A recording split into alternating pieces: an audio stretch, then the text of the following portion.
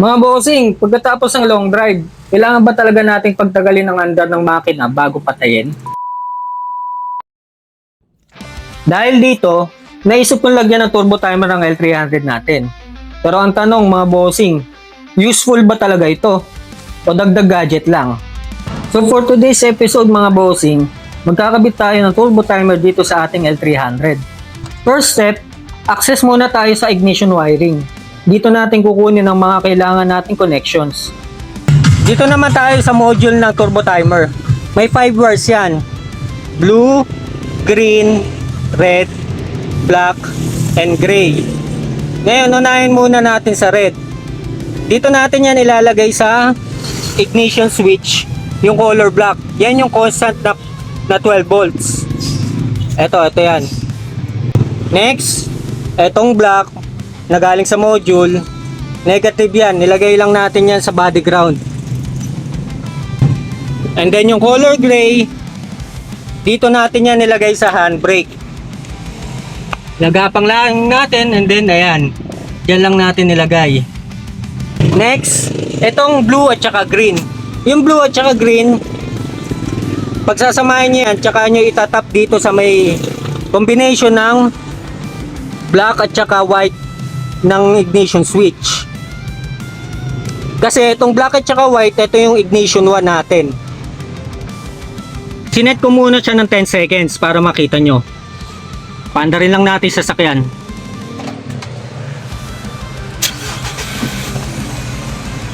Saka natin patayin. Makikita nyo, maandar pa rin sa sasakyan. Nagka-countdown yung turbo timer natin. Ayan, kung nadinig nyo, namatay na yung makina. Sa pag-set naman ng turbo timer natin, pindutin nyo lang tong baba.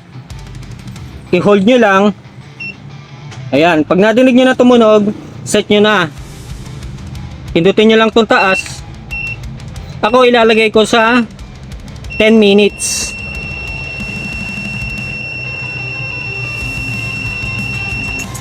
Ayan. Okay na yan mga bossing.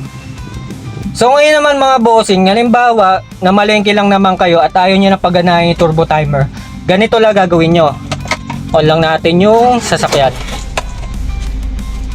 And then ngayon nakabukas na yung sasakyan. Gusto natin hindi na natin paganahin yung turbo timer dahil malapit lang naman ang naging biyahe natin. Patayin natin yung sasakyan. Ayan, nakapatay na yan pero kasi gumagana yung turbo timer natin kaya nadidinig nyo yung sasakyan. Ngayon, ibaba lang natin yung handbrake at automatic mamamatay na siya. Ang kinagandaan pa dito sa turbo timer mga bossing, nare-read na rin niya yung battery natin. Ito. So ngayon ang battery ko is good condition pa. Pero mga bossing, kailangan ba talaga natin ng turbo timer? For me, yes. Good investment ito, lalo na kung turbo diesel ang sasakyan natin. Bakit?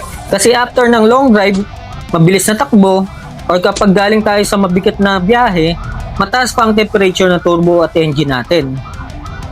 Kapag bigla nating pinatay ang makina, mawawala rin agad ang oil circulation na tumutulong mag-lubricate at mag-cool down sa turbo. Dito pumapasok si turbo timer. Pinapayagan nitong mag-idle muna ang engine for a set period bago siya tuluyang mag-shutdown. Habang naka-idle, patuloy pa rin ang oil circulation at cooling system kaya unti-unting bumababa ang heat ng turbo.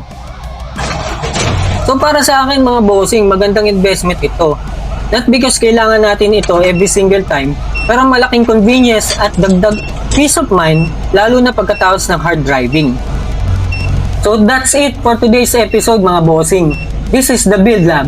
Ride safe mga bossing and God bless us all.